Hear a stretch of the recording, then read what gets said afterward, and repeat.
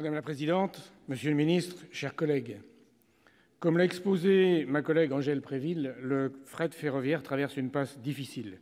Le référé de la Cour des comptes, en date du 14 septembre dernier, est acerbe et criant de vérité sur la responsabilité de l'État dans le déclin du fret ferroviaire. Un État capable de relever de 38 à 44 tonnes le poids total autorisé des camions en France, puis de financer des plans de relance autoroutiers très favorables aux concessionnaires. Certains commentateurs n'ont pas hésité à recourir à l'image de Dr Jekyll et Mr Hyde pour qualifier l'attitude ambiguë, voire schizophrénique, de l'État. Au début des années 2000, la part modale du ferroviaire en France se situait encore au-dessus de la moyenne européenne. Mais en 15 ans, nous avons perdu un tiers du trafic et nous faisons maintenant figure de mauvais élèves dans le domaine du fret ferroviaire. Les derniers chiffres du service de la donnée des études statistiques du ministère de la Transition écologique et solidaire montrent que la part du fret ferroviaire dans le transport terrestre des marchandises a encore reculé en 2016. Aujourd'hui, le trafic routier représente 88% du fret. La concurrence accrue du mode routier, avantagé par les infrastructures de réseau, explique en grande partie cette évolution. Elle est aggravée par l'afflux des poids lourds étrangers, encouragé par le cabotage mis en place par le paquet routier à partir de 2009. En outre, un rapport de la Cour des comptes européenne portant sur le transport ferroviaire dans l'UE pointe les deux écueils majeurs de la France, à savoir que la performance a été affectée par l'absence de la redevance poids lourd, ainsi que par la mauvaise qualité des sillons disponibles pour le transport ferroviaire des marchandises. Comment ne pas, en miroir, mettre ces défaillances face à nos engagements environnementaux pris lors des accords décisifs de la COP21 et réaffirmés hier à l'occasion du sommet de Paris pour le climat? Nous le savons, le transport, et au premier chef le transport routier, est le plus gros contributeur des émissions de gaz à effet de serre.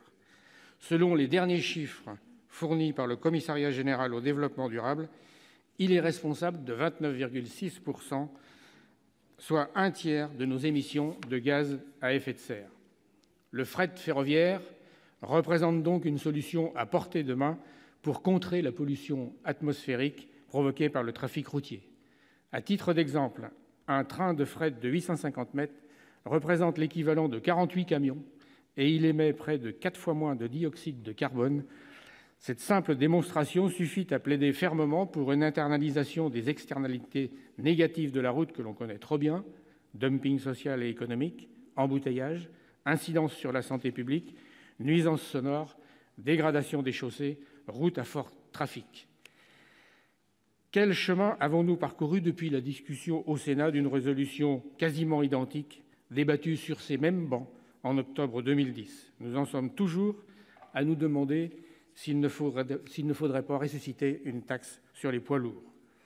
Mais la Commission européenne apportera peut-être cette fois-ci la solution grâce à la révision de la directive Eurovignette.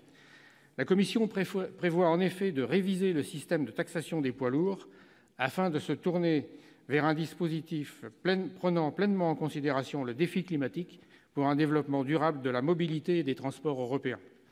Il s'agit là de nouveaux outils conformes au principe du pollueur-payeur auquel la France est attachée et qui permettra à terme de favoriser le rééquilibrage modal. La mission menée à la hâte par Jean-Cyril Spinetta devra également apporter des perspectives d'avenir pour redynamiser le transport ferroviaire des marchandises. Le rapport d'information de nos anciens collègues députés Savary et Pancher avait, dès octobre 2016, tracé les pistes d'amélioration pour faciliter le transfert modal de la route vers le rail. Les auteurs de ce rapport invitaient l'exécutif à ne pas baisser les bras et à cibler une politique publique de relance du fret ferroviaire sur les points où elle est défaillante. De la même façon, cette proposition de résolution s'inscrit dans la continuité de ce rapport. C'est pourquoi, dans le contexte écologique que nous connaissons, le groupe socialiste votera pour cette résolution. Merci, Monsieur Bigot.